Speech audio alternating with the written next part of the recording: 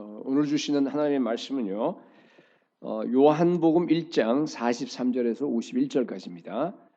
요한복음 1장 143쪽이네요. 43절 제가 읽겠습니다. 우리 한 절씩 교독하도록 하겠습니다. 이튿날 예수께서 갈릴리로 나아가려 하시다가 빌립을 만나 이르시되 나를 따르라 하시니 빌립은 안드레와 베드로와 한 동네 베세다 사람이라. 빌립이 나다나엘을 찾아 이르되 모세가 율법에 기록하였고 여러 선지자가 기록한 그 일을 우리가 만났으니 요셉의 아들 나사렛 예수니라. 나다나엘이 이르되 나사렛에서 무슨 선한 것이 날 수 있느냐. 빌립이 이르되 와서 보라 하니라. 예수께서 나다나엘이 자기에게 오는 것을 보시고 그를 가리켜 이르시되 보라 이는 참으로 이스라엘 사람이라 그 속에 간사한 것이 없도다. 나다나엘이 이르되 어떻게 나를 아시나이까. 예수께서 대답하여 이르시되 빌립이 너를 부르기 전에 네가 무화과 나무 아래 있을 때 내가 보았노라. 나다나엘이 대답하되 랍비여 당신은 하나님의 아들이시요 당신은 이스라엘의 임금이로소이다. 예수께서 대답하여 이르시되 내가 너를 무화과 나무 아래에서 보았다 함으로 믿느냐. 이보다 더 큰 일을 보리라. 함께 읽습니다. 또 이르시되 진실로 진실로 너에게 이르노니 하늘이 열리고 하나님의 사자들이 인자 위에 오르락 내리락 하는 것을 보리라 하시니라. 아멘. 2019년 우리 새해 첫 주일입니다. 52주 앞으로 남은 주간을 어떻게 우리가 어떤 목표를 가지고 우리가 달려가야 합니까? 우리 교회 가장 중요한 첫 번째 비전은요. 이 앞에 나와 있는 것처럼 여러분 한 사람 한 사람 모든 성도들을 예수 그리스도의 제자로 세우는 겁니다. 이것은 성경에서 우리에게 명령하는 것입니다. 우리 신자와 우리 성경에 보면은요. 신자와 제자 간의 구별이 없죠. 우리가 제자가 되셔야 됩니다. 제자가 되어야지만이 우리가 구원 얻고 그리고 천국 갈 수 있습니다. 여러분 다 제자입니까? 아멘. 사실 이 제자의 개념은요. 시대 정신과는 정면으로 부딪혀요. 역행합니다. 오늘날 아마 한 20-30년 전부터 이렇게 나온 책들을 보면은 그 주종을 이루는 것들이 진정한 너를 발견하라. 아마 그런 시리즈로 나온 책들 여러분들이 아마 보신 분들도 굉장히 많을 겁니다. 핵심 메시지가 뭐죠? 네 자신이 누구냐 발견하라는 얘기죠. 네가 진짜 뭘 원해? 너가 여기서 이 땅에서 이루려고 하는 성취하려는 것이 뭔지 발견하고 그걸 향해서 추구하고 달려가라는 겁니다. 네 욕망과 그리고 너가 생각하는 그것을 갖다가 마음껏 성취하고 이루는 것이 그게 보람 있게 사는 거야. 그게 바로 인간답게 사는 거라고 하면서 얘기한 그런 흐름을 여러분들이 무슨 소리인지 아실 겁니다. 오늘날 우리 자녀들뿐만 아니라 우리 세상 사람들은 다 그 흐름에 편승하고 있어요. 다 그 생각에 지금 세뇌되어 있습니다. 그래서 이제는요, 예를 들어서 어떤 고상한 어떤 대의 명분을 위해서 내 삶을 드려라, 헌신해라 이러면요, 그 안 받아들입니다.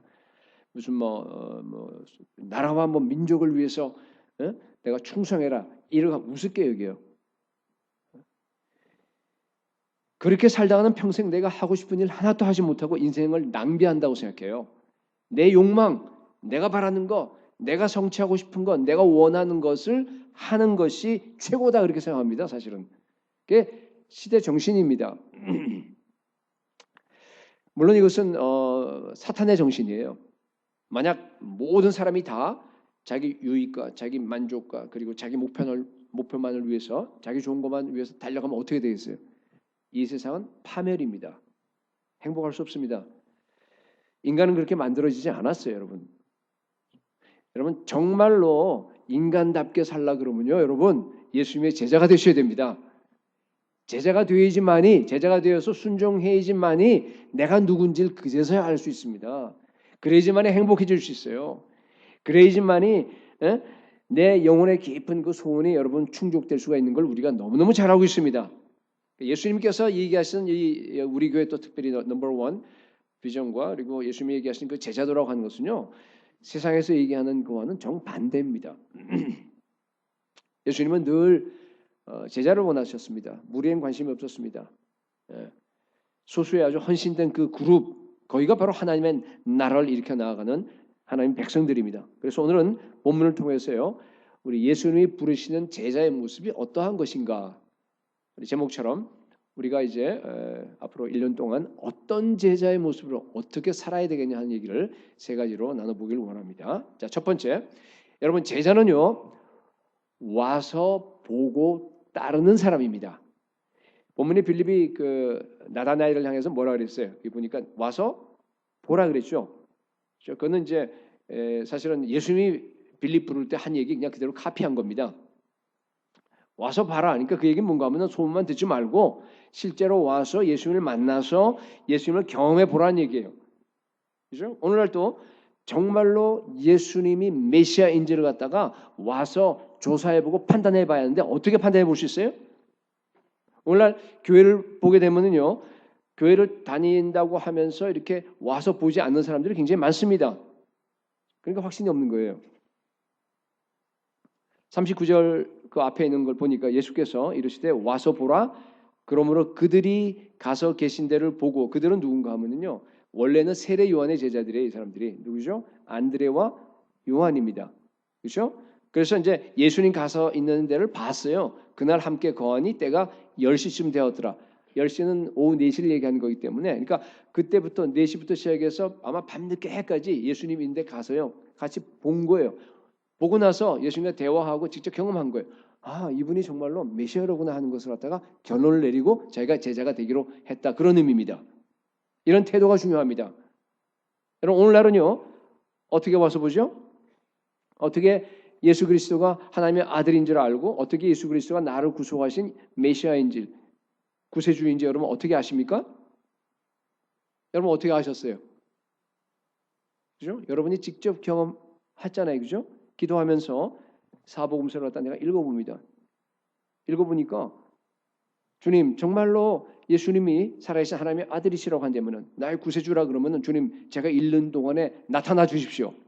제게 말씀해 주십시오. 우리가 이렇게 막 시리어스하게 우리 기도하면서 읽었잖아요. 그러니까 하나님께서 나타나셨죠. 그죠? 그래서 우리가 알게 된 겁니다. 그게 보고 와서 보는 겁니다. 와서 보는 겁니다. 여러분 각자가요 개인적으로 예수 그리스도를 만나기 위해서요 정말로 무던한 노력을 하셔야 됩니다. 시간을 많이 투자하셔야 돼요. 심각하게 고민하셔야 됩니다. 여러분 이것보다 더 중요한 의사결정이 어디 있어요? 이 결정부터 여러분 하시기 바랍니다. 왜냐하면요 아직까지 우리 교회 가운데서 중간에서 머문머문한 사람들이 보여서 그래요. 정말 복음서를 여러분이 심각하게 읽는다고 하면은요 딱 두 가지 그 반응밖에 안 나와요. 마지막 여러분이 선택할 수 있는 길이 딱 두 개밖에 없습니다. 하나는 뭔가 하면은 예수는 미친 사람이야. 아니 인간이 돼서 말이야. 어떻게 하나님이라 그래 자기가? 어떻게 그가 내 모든 죄를 이 인류의 죄를 짊어지고 대속자가 될 수 있느냐 하고 안 믿는다 하고 그냥 그때 당시에 종교 그 지도자들처럼 말이죠. 돌 들어서 그냥 예수를 치면 돼요. 교회를 차라리 떠나는 게 나아요. 아니면 뭐예요? 딱 두 길밖에 없는데 나머지 길이 뭡니까? 도마처럼 무릎 꿇고 그 앞에서 경배하는 겁니다. 나의 주, 나의 하나님이십니다. 그리고 내 모든 인생을 예수 그리스도께 드리는 겁니다. 이제 내 인생은 다 끝나버렸어. 내 인생 스스로 사는 것이 아니라 이제부터는 예수의 인생을 내가 산다 하면서요 고백하고요 완전히 다 여러분 예수님께 엎드리셔야 됩니다. 둘 중 하나입니다. 여러분 아직 결정하지 못하신 분들 머뭇거리지 말고 오늘 결정하시기 바랍니다. 예, 와서 봐야 돼요. 와서 보라는 것은 그냥 확인만 하고 끝나는 게 아니라 뭐 하라는 얘기야. 나를 뭐 하라고요? 아까 따르라 그랬잖아요. 따르라. 나를 따르라 그랬습니다. 43절에 아까 나를 따르라 초청하고 계십니다. 여러분 제자는 이 나를 따르라고 하는 그 초청에 응한 사람입니다. 여러분 제자는요 그저 그냥 예수 믿는 사람 아닙니다. 예수님을 뭐 하는 사람이에요? 따르는 사람입니다. 예수 믿는데 따르지 않는 사람이 있습니까? 있죠. 엄청 많아요. 옛날에도 많았어요. 그리고 지금도 많습니다. 요한복음 31절 그 이렇게 쭉 이하 내려가는 걸 보면은 예수님께서 자기를 믿은 유대인에게 설교를 하십니다. 근데요, 그 사람들이 막 설교 듣는다 막 논쟁해요 예수님하고. 그러다 나중에 어떡하죠? 돌을 들어서 예수님 죽이려고 그런 거. 잘 아십니다. 그죠? 여러분들 보세요 한번 거기에. 자기가 생각하는 해석하는 이 성경과 맞지 않으니까 안 받아들이는 겁니다. 오늘날도요. 많은 분들이 교회 다니고 있습니다. 성경 읽어요. 기도합니다. 설교 들으면서요. 그냥 막 어떨 때는 은혜 받습니다. 그리고 정말 여기 막 이 말씀이 정말 진리다 하고 감탄도 놀라기도 합니다. 예수님 너무너무 좋아합니다. 근데 예수님은 따르진 않아요. 뭐랄까 이렇게 예사모 클럽 그런 거 있잖아요. 그죠? 예수님을 사모하고 좋아해요. 그죠? 그 클럽에 가입한 거예요. 여러분 오늘날 교회가 그렇게 변질된 거 아세요? 교회는 여러분 예수님이 구세주자라고 하는 그 진리를 갖다가 믿는 사람들이 모여있는 클럽이 아니에요. 교회는 예수님을 따르는 공동체입니다. 네, 굉장히 중요한 구분입니다. 따른다는 얘기는 무슨 소린가 하면요. 예수님 명령에 목숨 걸고 순종한다는 뜻이에요. 빌립에게 나를 따르라. 나를 따르라 한 건 뭔가 하면요. 그렇게 하라는 얘기예요. 여러분 예수님을 믿는 순간 우리는 내 인생을 내 의지대로 스스로 결정하는 것을 다 포기하게 됩니다. 내려놔야 돼요. 예수님 오셔서 물어요. 너 내 제자가 되고 싶어? 묻는 건 무슨 의미입니까? 그것이 네가 네 인생을 스스로 결정할 권리를 나한테 양도하겠니? 이제 너 그렇게 못해? 너 나한테 주는 거 너 그러니까 그 대답을 해야 됩니다. 그죠? 그거 내 거야? 네라고 대답한 사람이 바로 제자입니다. 예수 그리스도께 절대 권위를 드리고요. 그 앞에 복종한 사람이 제자입니다. 예수님은 주인이 되고 난 뭐예요? 노예예요. 그죠? 내 스스로의 삶은 없어요. 이제는. 여러분 네라고 대답하셨습니까? 아직 조사 중이에요? 너무 바빠서 조사할 시간도 없어요? 어떤 사람은 조사는 다 끝났는데 막상 그걸 갖다가 드리려고 하니까 이게 두려운 거야. 그래서 머뭇머뭇거리세요? 오늘날은요 참 세상이 그렇게 돼버렸어요. 절대 권위 무슨 복종 이런 얘기하면요 기분 안 좋죠, 여러분. 그죠? 별로 듣기 싫어해요. 아주 거스르게 생각합니다. 왜냐하면요 모든 사람의 중심이 자기라서 그래요.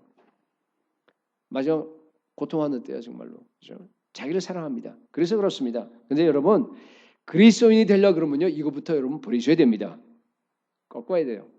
내 의지를 100% 항복해야 돼요. 내 마음과 목숨과 뜻을 다해서 주님을 사랑한다는 얘기는 뭔가 하면 그 모든 걸 다 꺾어버린다는 얘기. 항복한다는 뜻이에요. 포기한다는 건 완전히 말씀에 복종한다는 뜻입니다. 다른 말로 하게 되면요. 여러분 성경 말씀의 100% 절대 권위를 여기에 인정한다는 뜻입니다. 내가 예수님을 따른다고 하면서요. 하나님 말씀을 여기다가 난 한 90%, 99%만 내가 권위를 인정한다. 그 있을 수 없습니다. 그럼 불가능한 얘기입니다. 나머지 10%는 뭐 하는 거예요? 그러니까 지 마음대로 하는 거예요. 근데 그 10%가 핵심이야. 그렇습니다. 가짜입니다. 여러분 예수님을 내가 사랑한다. 예수님과 내가 개인적인 관계를 맺는다라고 하는 것은 뭔가 하면요. 이 절대적인 하나님의 권위의 말씀에 100% 순종한다라고 얘기하는 겁니다. 비록 그 말씀이 나한테 손해를 끼치던 여기 보면 이대로 살면 죽겠죠. 그죠? 어떻게 이대로 살아? 여기 나와 있는 말. 그죠? 그 다음에 여기에 있는 그것이 나하고는 별로 실제적이지는 않아. 비실제적인 상관이 없어요. 그냥 순종하셔야 됩니다. 그게 제자입니다. 그렇기 때문에 여러분 우리가 제자가 되려고 그러면요. 가장 중요한 것이 늘 제가 강조하지만 뭐예요? 과거에 가지고 있는 그 세계관, 그의 가치관, 그 모든 걸 다 던져버려야 돼요. 부셔버려야 됩니다. 그 가치관을 여러분들이 완전히 바꿔요. 그게 회개라 그랬어요.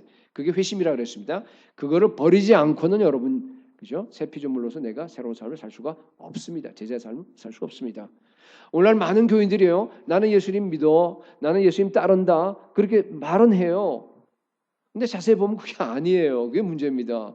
뭔가 하면은요. 자기가 좋다고 생각하는 것만 따라요. 그건 순종이 아니죠, 여러분. 그게 바로 10% 때문이에요. 어떤 사람 1%. 양보할 수 없는 마지막 마지노선이 사람들에게 다 있습니다. 그러니까 내가 요것만 빼고 용납할 수 있는 나머지 그 모든 것을 내가 믿겠다는 뜻입니다. 복종하겠다니. 예수님께서는 그걸 갖다가 복종이라고 안 여겨주십니다. 불행하게도. 여러분 예수 그리스도께요 100% 절대권이 100% 복종하기를 축복합니다. 예. 요한복음 8장 31절에 그러므로 예수께서 자기를 믿은 유대인들에게 이르시되 오늘날 말로 하면 뭐예요? 요새 교회 다니는 여러분들에게 얘기한다 이런 얘기예요. 자 보세요. 너희가 내 말에 거하면 내 제자 참 내 제자가 된다. 내 말에 거하면 이게 무슨 소린가 하면요. 이게 오늘을 좀 더 이렇게 여러분들에게 패러프레이즈해서 더 알기 쉽게 얘기한다 그러면요. 계속해서 내가 하는 명령에 내가 하는 말에 복종하면 이런 뜻이에요. 이 말이 정확한 뜻이에요. 이 CJB에는 그렇게 돼 있더라고요. If you obey me 이렇게 돼 있더라고요. 번역이. 그것만 유일하게.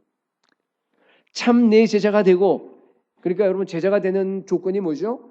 예수님의 그 말씀에 그죠? 계속해서 절대 복종하면은 우리가 제자가 되는 거예요.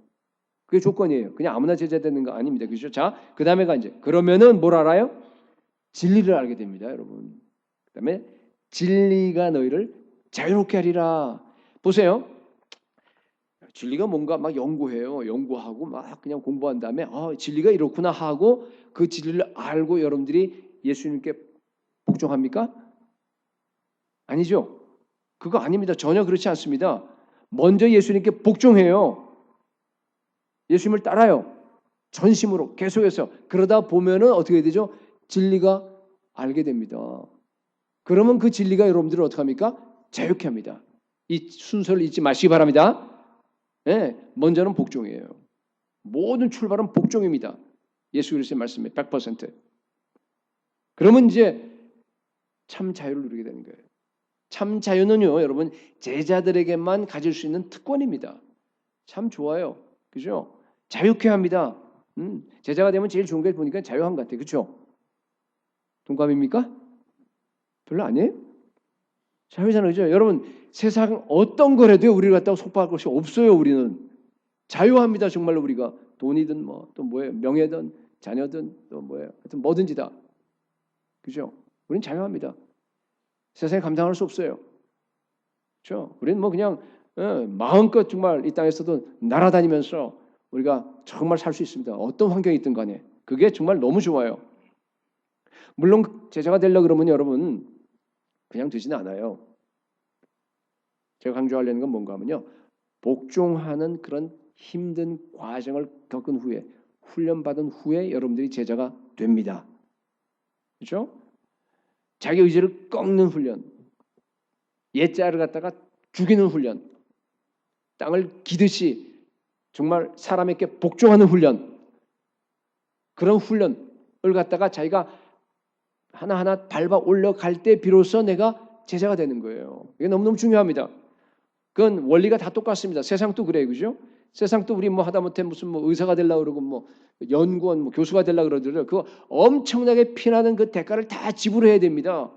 그거 하나하나 다 지불하고 나서 그죠? 그다음에 지나고 나면은 정말 훈련과 노력과 실험과 공부와 연구와 뭐를 다 해서 경험과 다 한 다음에 비로소 자기가 있는 그 조그만 분야에 자유로워지는 거예요. 영적인 것도 똑같습니다, 여러분. 말씀과 기도를 통해서 여러분 훈련하셔야 됩니다. 예수님 만나셔야 돼요. 만나는 걸 끝나지 않아요. 만난 다음에 계속해서 그 말씀 이제 알았으니까 그 말씀에 복종하셔야 됩니다. 그거 쉽지 않습니다. 정말 그러한 그 훈련과 그런 고된 그 것들을 통해서 여러분 제자가 되는 겁니다. 교회는 그러한 제자를 양성하고 훈련하는 곳이 되어야 합니다. 오늘날 교회 안에 보니까요. 복종이 사라졌어요. 일반적으로 얘기하는 거예요. 에베소서 5장 21절에 나와 있는 것처럼 그리스도를 경외함으로 서로 복종하라 그러잖아요. 이 말을 잘못 해석하는 것 같아요. 보니까 서로 복종하니까 저 사람이나 나나 뭐나 다 똑같아. 서로 복종해야 되니까. 여러분 그 말은 아니잖아요. 이게. 그거 아닙니다. 이거는 뭔가 하면요. 상대방을 볼 때 그냥 상대방으로 보지 말고 그 안에 계신 예수 그리스도를 봐야 됩니다. 그래서 나보다 남을 낮게 여기셔야 됩니다. 내가 항상 서로 겸손하게 대해 주셔야 됩니다. 서로 내가 배워야 됩니다. 서로 자신을 낮춰야 됩니다. 서로 존중해야 됩니다. 우리는 이 신분상으로 보면 우리는 다 똑같지 않습니까? 그죠? 우리는 다 하나님의 자녀들이에요. 우리가 예수 그리스도가 있는 자녀들입니다. 그러니까 그러한 것을 지금 얘기하는 겁니다. 그러나 분명히 여러분 물론 이제 그런 가운데서 뭐 나는 뭐 장로다 하면서 막 권위주의적으로 나가는 그건 나쁜 거죠, 그죠? 그렇게 하는 건 안 되겠죠, 그죠? 그게 아니라 그러나 여러분 교회 안에서는요 하나님께서 정해주신 그러한 권위의 체계가 있습니다. 질서가 있습니다. 복종해야 될 사람이 있습니다. 여러분 그렇기 때문에 여러분 우리 일반 성도들이요 장로님들에게 여러분 복종하셔야 됩니다. 듣기 기분 안 좋죠? 복종하셔야 돼요. 네. 기름 부어 세운 장로님들에게 복종하셔야 돼요. 장로님들은 마찬가지로 담임 목사에게 복종해야 합니다. 명확한 그 하나님께 주신 질서가 있습니다. 그러니까 그 질서를 갖다가 무시해버리고 아이 나는 뭐 하나님께만 복종하지. 그건 무슨 얘기예요? 사람께 복종하지 않는다는 얘기예요. 그건 뭔가 하나님께 복종하지 않는다는 뜻입니다. 왜냐하면 성경에서 주어진 그 질서를 무시하는 거기 때문에. 이 사탄의 특징이 뭡니까? 특징은 뭔가 하면요. 자기 위치를 지키지 아니하는 그 사탄을 갖다가 어떻게 했어요? 어둠의 결박 속에 던져버리잖아요. 하나님께서 우리에게 주신 그 위치가 있습니다. 그 위치를 벗어나는 것은요. 사탄의 짓입니다. 제자는 여러분 와서 보고 따르는 사람입니다. 여러분 복종을 훈련하셔서 제자가 다 되시기를 축복합니다. 자, 두 번째. 제자는요. 간사함이 없는 사람이에요. 간사함이 없어요. 47절에 보니까 예수께서 나다나엘이 자기에게 오는 것을 보시고 그를 가리켜 이르시되 보라 이는 참으로 이스라엘 사람이라 그 속에 간사한 것이 없도다 이렇게 말씀했어요. 예수님이 이제 나다나엘 처음 보는 겁니다. 딱 대면해서 나다나엘 딱 얘기하자마자 무슨 얘기부터 하면 야 너한테 간사한 것이 없어 칭찬해 줍니다. 그죠? 근데 생각해 보세요. 나다나엘한테 장점이 많이 있겠죠. 여러 가지 얘기해야 될 게 많이 있어요. 근데 하필이면 왜 이걸 얘기하죠? 왜 간사한 것이 없다는 얘기를 하죠? 물론 이제 이 문맥 자체가 이제 예수님이 이 구약의 어떤 간사한 사람을 한 사람을 가지고서 지금 얘기를 하는 끌고 나가는 그런 문맥이에요. 근데 동시에 또 다른 문맥이 뭔가 하면은 그 제자를 갖다 지금 선발하는 문맥 아닙니까? 그러니까 여러분 이게 중요한 그 의미가 뭔가 하면은 제자들이 되려 그러면은 우리가 예수님이 제자가 되면요 절대로 간사하면 안 됩니다. 굉장히 중요한 특징입니다. 제자가 되기 위해서는 간사함이 없어야 합니다. 자, 구약에 간사한 사람이 있어요. 지금 여기서 예수님이 연관시키는 그 구약의 창세기 인물이 있는데 누구죠? 야곱이죠, 그죠?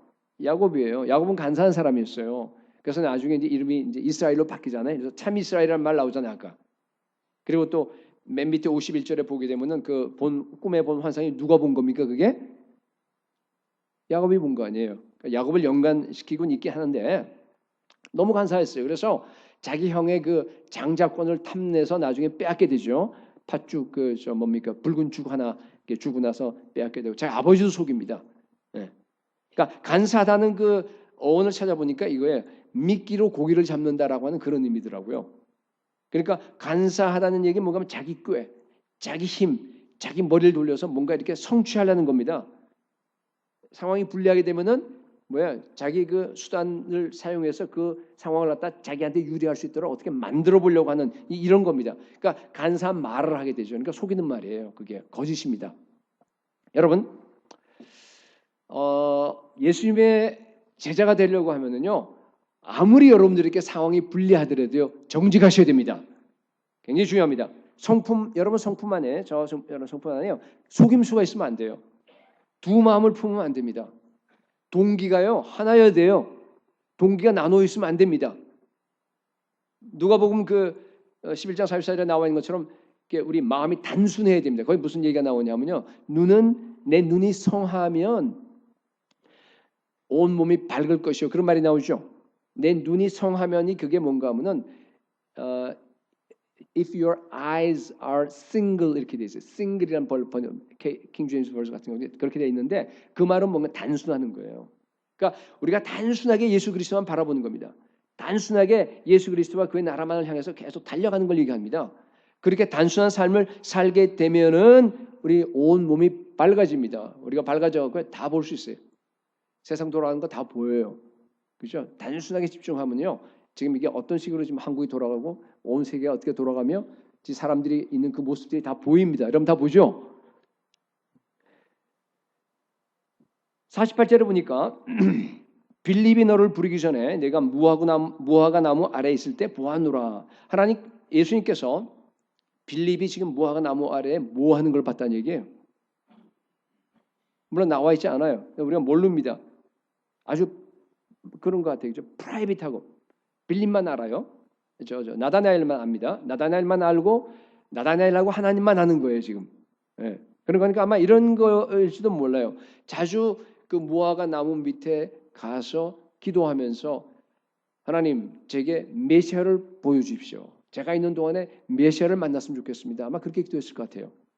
왜냐하면 시몬 같은 경우는 그렇게 기도할 때 성령께서 뭐라 그랬어요? 네가 죽기 전에 메시아를 보기 전에 네가 안 죽을 거다. 그런 좀 음성을 들었잖아요, 그죠? 아마 그런 비슷한 여기에 그 마음의 확신이 들었을는지도 모르겠습니다. 그렇기 때문에 예수님께서 야, 너가 빌립이 너를 보기 전에 내가 너가 무화과 나무 아래에 있는 걸 내가 먼저 봤다 하니까 뭐야? 확 돌았어, 네. 돌아서 당신은 하나님의 아들입니다. 당신 메시아입니다. 이렇게 대답한 걸 보니까 아마 연관이 있는 것 같습니다.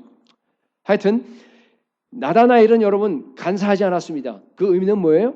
철저하게 자기 수단, 자기 이 모든 거 힘 의지하지 않고 뭐 한 거예요? 하나님의 능력만 의지했다는 겁니다. 간사하지 않다는 얘기는 뭔가 하면 자기 수단, 자기 힘, 자기 의지를 다 버리는 걸 얘기하는 거예요. 세상을 의지하지 않는 걸 얘기하는 겁니다. 자기 부정을 얘기하는 겁니다. 여러분, 하나님은요, 제자가 되려고 그러면 간사함이 없어야 되기 때문에 우리 속에 있는 그 간사함을 갖다가 다 뽑아내기 위해서요, 끝까지 여러분들 쫓아오십니다. 네. 간사함의 뿌리가 뭔가 하면 옛 자아예요. 내 힘, 내 방식으로 하려는 거기 때문에. 야곱은 참 간사했어요. 창세기 32장 보니까 야복강에서 그죠? 그 브니엘에서 하나님을 갖다 정통으로 만나죠, 그죠? 만나고 나서 바뀌기 시작합니다. 이름도 바뀌었어요. 야곱에서 이스라엘로 바꿨습니다. 그런데 문제는 뭔가 하면요, 한 번 하나님을 그렇게 만났다 하더라도, 우리도 마찬가지예요. 한 번 예수님 만났다 하더라도 우리 속에 있는 그 모든 간사함과 그 모든 자아와 이 모든 게 금방 없어지지 않잖아요. 그죠? 죽은 것 같다 다시 살아나고 막 이제 이런 걸 갖다 우리가 금방 볼 수 있는데 마찬가지입니다. 시간이 오래 걸립니다. 야곱은 브니엘 그 사건 이후에도 마찬가지로 간사함을 다 버리지 않았어요. 세상을 그냥 붙잡고 있었습니다. 하나님만을 갖다 전적으로 의지하지 않았습니다. 그렇게 되니까 하나님께서 계속적으로 고난을 주시죠. 딸 디나가 강간당합니다. 온 부족이 다 멸망할 그런 위기에도 들어갑니다. 또 자기 가장 사랑하는 그 요셉을 갖다가 잃어버립니다. 그래도 그 안에 있는 그 자기를 의지하는 죄의 뿌리가 다 뽑히지 않아요. 그러니까 하나님이 그냥 어디까지가 마지막에 그냥 처박히죠. 맨 밑바닥에 가서 자기가 일생 동안 벌어놓은 모든 재산이 다 날아갈 위기에 있습니다. 거기다가 식구들이 다 굶을 위기에 들어가 버리는 겁니다. 그렇게 맨 밑바닥으로 가니까 정신 차리고 말이죠. 어떻게 돼요? 그때서야 비로소 모든 간사함과 자기의 옛자와 그 모든 게 다 뿌리 뽑혀버리고 하나님만 의지하게 되는 걸 여러분들이 볼 수 있습니다. 여러분, 만약 여기 앉아 계신 저와 여러분이 정말 하나님이 택하신 주님의 제자라고 한다 그러면요, 야곱처럼 끝까지 쫓아올 줄로 믿습니다. 끝까지 쫓아와서요, 우리 속에 있는 간사함을 완전히 다 뽑아버리실 겁니다. 단순하게 십자가만 붙들고 정말 예수 그리스도 한 분만을 향해서 계속적으로 달려가는 그런 사람으로 여러분 바꿔줄 줄로 저는 정말로 믿습니다. 별로 여러분들이 좋아하지는 않는 것 같아요. 근데 그죠? 그게 가장 큰 축복인데 그거 이상 좋은 게 어디 있어요, 세상에. 여러분, 제자는요, 간사함이 없는 사람입니다. 십자가를 통과한 사람입니다. 참 이스라엘 사람으로 바뀐 사람입니다. 그게 제자입니다. 제자는 그렇기 때문에요, 마음 바탕에서 죄가 싫어야 돼요. 여러분 어떠세요? 내가 죄를 안 지어야 되는데, 근데 죄 여기 와. 근데 보면은 마음 한 구석 요만큼은요, 보면은 그거 하고 싶어. 사탄이 그걸 잘 알죠. 그러니까 자꾸 유혹하는 거예요. 여러분 그렇게 참아야지, 안 해야지 막 이러면서요, 그렇게 하다 보면은요, 여러분 반드시 죄를 짓게 됩니다. 죄에게 져요. 여러분, 그 예수 그리스도가 그 하나님의 아들이 우리의 죄 때문에 십자가에서 피 흘리시고 고통당하시고 하나님의 형벌을 받으셨잖아요. 그 십자가의 피로 내가 구속함 받고 그 십자가의 피로 내가 죄 용서함 받았잖아요. 근데 다시 죄를 지어요? 그게 가능한 일이에요? 정말로 여러분들이 그 예수 그리스도 구속을 믿는다고 한다 그러면은 여러분 죄만 보면은요 치를 떨어야 합니다. 죄 생각만 하더라도요 여러분 막 그게 혐오스러워서 여러분 안에서 막 구역질이 나야 돼요. 막 뭐라 그러지? 소름이 돋아내서 몸서리가 쳐야 됩니다. 그런 사람한테 되시기 바랍니다. 그러면 여러분이 죄를 이길 수 있습니다. 성령의 사람, 제자들은요 그렇게 되게 돼 있어요. 시기건, 교만이든, 음란이든, 뭐든지 간에 거짓이든 그런 것들이 나한테 공격에 들어올 때요. 여러분들이 그 죄에 대해서 아예 본성적으로 이게 맞지 않아야 돼 나와 같이. 그러면 죄를 이길 수 있습니다. 여러분 사탄의 유혹이 오면은요 그것을 기도하는 기회로 바꿀 수 있는 능력이 우리 안에 이미 있습니다. 바꾸셔야 돼요. 우린 제자입니다. 십자가를 경험한 사람들입니다. 죄의 유혹에 흔들리지 마시기 바랍니다. 그러니까 죄는요 그런 것 같아요. 뭐 내가 이렇게 딱 스치고 지나갈 때 물론 그 자체는 죄가 아니에요, 그죠? 얼마든지 내 생각을 스치고 지나갈 수 있습니다. 근데 스치고 지나가는 그 순간에 초전 박살내셔야 돼요. 죄는 그 생각을 품으면 안 돼. 아, 마귀의 유혹과 공격이 다시 시작했구나. 여러분 생각하고요. 하나님께서 나에게 지금 기도하라고 주시는 이 경고로구나 생각하고요. 그 죄의 생각이 들 때는요. 즉시 여러분 기도 장소를 찾으시기 바랍니다. 일하다가도 자동차 안에 들어가도 괜찮아요. 가서요. 막 예수 그리스도 십자가 보혈 찬양 막 하세요. 거기서 기도하세요. 그러면서 예수 그리스도가 십자가에서 이루신 그 위대한 구원이 다시 나한테 올 수 있도록 여러분들이 막 계속 외치고 하나님께 기도하시기 바랍니다. 그러면요. 그 모든 죄의 유혹이 다 물러갈 줄로 믿습니다. 계속 이렇게 반복되셔야 돼요. 그러면요. 사탄도요. 자기 본전 생각해서 안 와요. 그다음부터는. 자기도 바쁜데 말이에요. 그냥 아무리 얘는 유혹해봐야 안 하는데 와서 계속 유혹하겠어요? 그렇게 멍청하지 않아요. 그러니까 그때부터는 어떻게 돼요? 그게 반복이 돼서 계속적으로 가게 되면요. 여러분들은 죄에서부터 자꾸만 자유로워져요. 점점 자유로워집니다. 여러분,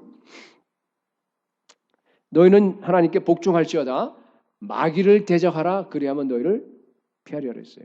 그러니까 뭐예요? 마귀를 대적하고 마귀와 싸울 수 있는 그 전략이 뭡니까? 가장 중요한 전략이 하나님께 복종하는 거예요. 그죠? 예수 그리스도께 절대 복종하는 겁니다.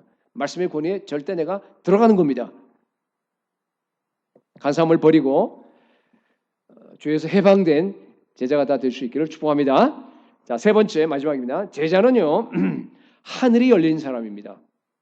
제자는 하늘이 열린 사람입니다.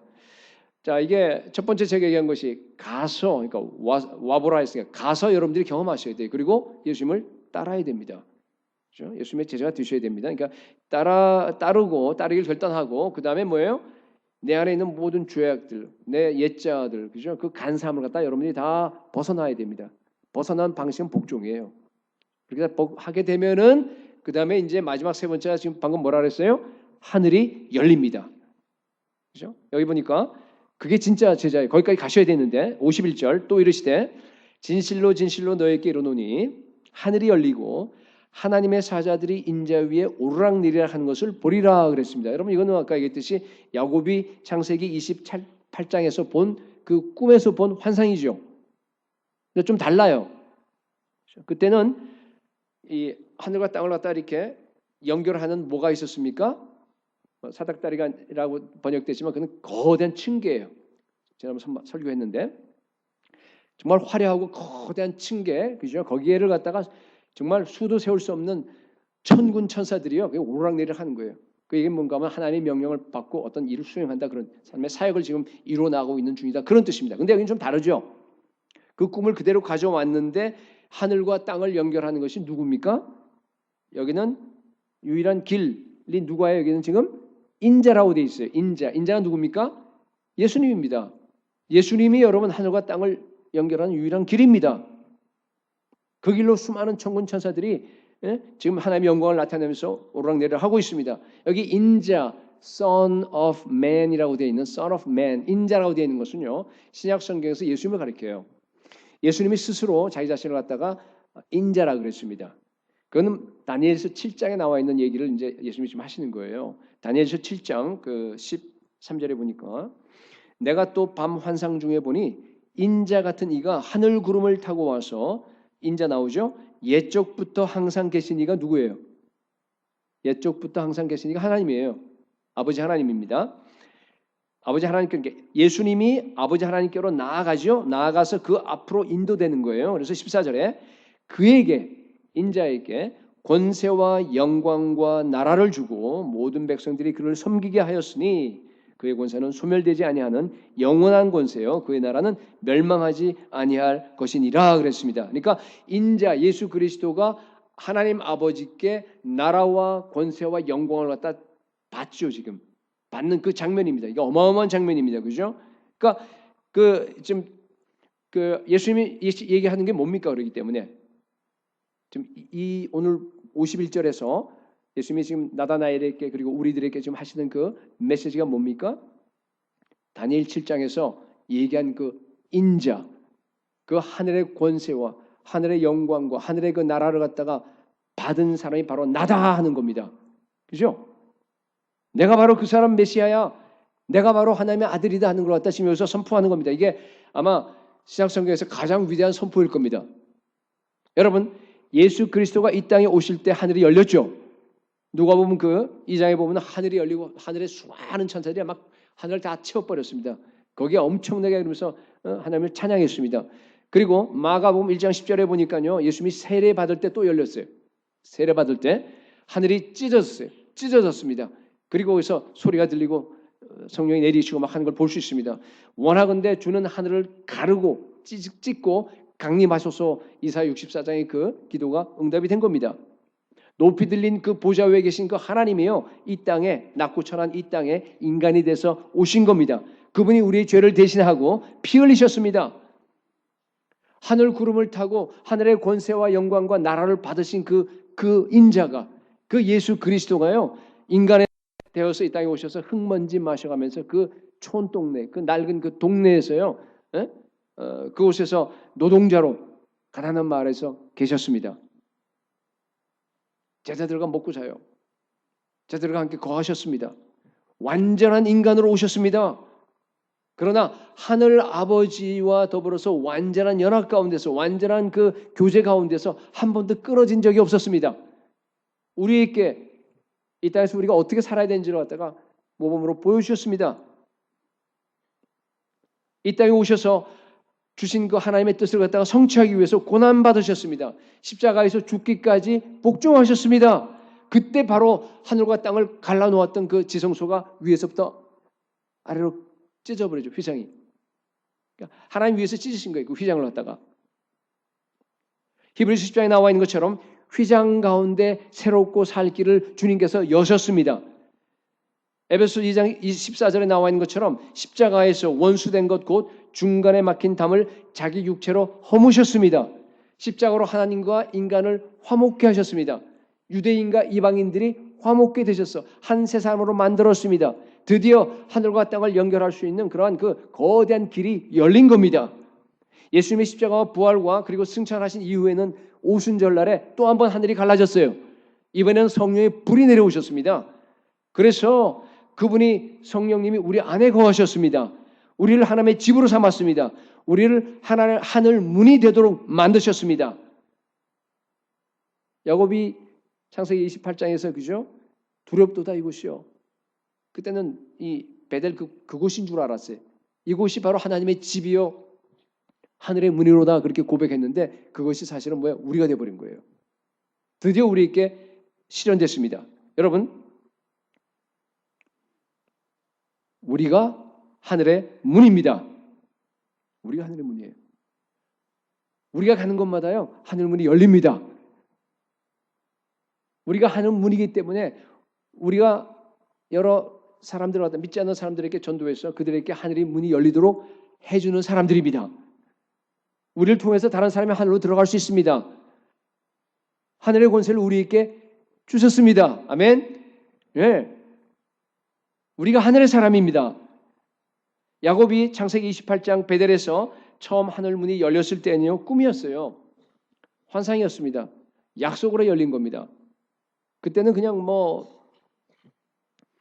여전히 간사할 때예요. 도망 다닐 때입니다. 그런데 야곱에게 제가 묻겠습니다. 진짜로 그 하늘의 문이 열린 데가 언제입니까? 언제죠? 야곱이 130살 될 때. 자기의 그 모든 옛자가 다 부셔져 버리고 창세기 47장입니다. 그러나 거짓 이민자 신세가 되어서 바로 왕 앞에 섰을 때 얼마나 초라하겠어요. 생각해 보세요. 그죠? 세상의 모든 걸 다 갖고 영광과 모든 돈과 모든 걸 다 갖고 있는 그 바로 왕하고 그 앞에 지금 자기가 서 있는 그 모습하고 여러분 비교하면 이 거지예요. 지금 이민자예요. 지금 그죠? 그 당당하게 서서 뭐라 해요? 바로 왕 축복하잖아요. 두 번이나. 여러분 그때 야곱은 더 이상 이 땅에 속한 사람이 아니었습니다. 하늘나라에 속한 사람입니다. 옛날 베델에 도망갈 때는요, 여호와께서 여기 계시는지 알지 못하였도다 그랬어요. 근데 이제는 완전히 바뀌었죠. 이제는 자기가 뭐예요? 하늘 문입니다. 자기가 하나님의 집인 걸 갖다가 너무나 명확하게 깨달았습니다. 다른 말로 하게 되면요, 비록 희미하지만은 다시 오실 그 예수 그리스도 그분을 향해서 이미 다 믿음의 눈으로 바라본 겁니다. 그래서 자기가 하나님의 집이고 자기가 하늘 문인 것을 갖다가 알게 된 겁니다. 그래서 거짓 이민자 신세였지만은 당당하게 그 바로 왕 앞에 가서요 그를 축복할 수 있었던 겁니다. 드디어 하늘이 열리고 천사가 오르락 내려가는 그 하늘 세계가 여러분 자기 삶에서 실제가 되어진 겁니다. 여러분 제자는요 세상에 대해서 초연한 사람입니다. 우리가 이 땅을 살고 있지만은요, 이 땅에 있는 것에 좌우되지 않습니다. 하늘이 열린 사람입니다. 다시 얘기합니다. 우리 개개인이 하늘 문인 것을 갖다 여러분 인식하시기 바랍니다. 야곱처럼 늙어서 이제 130살이나 돼서 그죠? 그때 가서 하면 늦잖아요. 그 귀한 황금 같은 인생을 갖다 다 낭비하면 어떡합니까? 여러분 빨리 그것을 인식하시기 바랍니다. 빨리 옛자가 죽고 이 땅의 삶에서 여러분 하늘의 삶으로 옮겨가시기 바랍니다. 예수님 만나고 예수님을 따라가면요 하늘이 열립니다. 우리가 하늘 문입니다. 우리를 통해서 세상 모든 사람들이 하늘의 영역으로 들어갈 수 있습니다. 하나님께서 우리를 하늘 문으로 삼아주신 이유가 뭐라고 생각하세요? 온 세상, 온 열방에 가서 복음 전해서 그들로 하여금 같이 하늘문 안에 들어오게 하라고 하는 겁니다. 여러분, 제자는요, 하늘문이 열린 사람입니다. 제자가 되어서 가는 곳마다 하늘문이 열리는 그런 역사가 나타나기를 주님의 이름으로 축복합니다.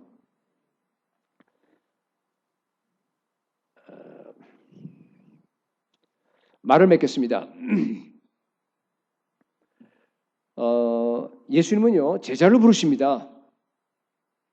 제자는 우리 예수님과 하나가 된 사람입니다. 와서 보고 따른 사람이에요. 내 안에 있는 모든 그 간사함이 다 처리된 사람입니다. 그리고 하늘문이 열린 사람입니다. 여러분 제자입니까? 한번 돌아보시기 바랍니다. 제자는요 어떻게 살아가냐면요 인생의 목표가 다릅니다. 오직 예수 그리스도를 알고 예수 그리스도를 닮고 예수 그리스도를 주인으로 삼고 예수님이 시킨 일을 우선으로 하는 사람입니다. 삶에서 하나님 나라가 우선이고요. 나머지는 다 부차적입니다. 하나님 나라를 위해서 내 행복, 내 안전, 내 안락함, 내 미래 이 모든 것을 갖다 다 포기할 줄 아는 사람을 예수님의 제자라고 합니다. 진리를 위해서 고난당할 줄 알아요. 때로는 필요하면 목숨까지 버릴 수 있는 그런 사람을 제자입니다. 여러분 제자가 다 될 수 있기를 축복합니다. 이제 성찬식을 시작하라고 합니다. 여러분 성찬식은요. 내가 예수 그리스도와 연합했다고 하는 것을 갖다가 재확인하는 시간입니다. 다른 말로 하면 뭐예요? 내가 제자됨을 이 안에서 다시 한번 확인하는 시간이 바로 성찬식이에요. 떡과 잔에 여러분이 참여할 텐데요. 우리를 제자로 불러주신 예수 그리스도를 정말 깊이 만나는 시간 될 수 있어야 합니다. 아직 내가 예수님을 따르겠다라고 이렇게 결단하지 못한 사람이 있습니까? 혹시 가운데서? 아직 확인하지 못한 사람 계세요? 그렇다 그러면 여러분 기도하면서 오늘 성찬식 참여할 때 정말로 이제 남은 생에 내가 예수님을 따르겠다. 예수님 위해서 내 목숨 바치겠다. 예수님만이 내 유일한 그 삶의 목적이 되고 예수님만을 내가 따라가겠다고 하는 그런 결단이 있길 바랍니다. 아직도 내 안에서 그러한 간사함이 다 이렇게 남아있는 사람이 있습니까? 아직 여러분 죄에 승리하지 못한 사람이 있습니까? 철저하게 우리 성찬식을 앞두고 회개하면서 여러분의 옛 성품이 완전히 다 뿌리 뽑히는 그러한 시간이 될 수 있기를 축복합니다. 아직도 하늘이 열리지 않았습니까? 성찬식을 통해서 여러분이 깊이 기도할 때 오늘 여러분들에게 정말 엄청나게 하늘이 열린 역사가 일어날 줄로 믿습니다.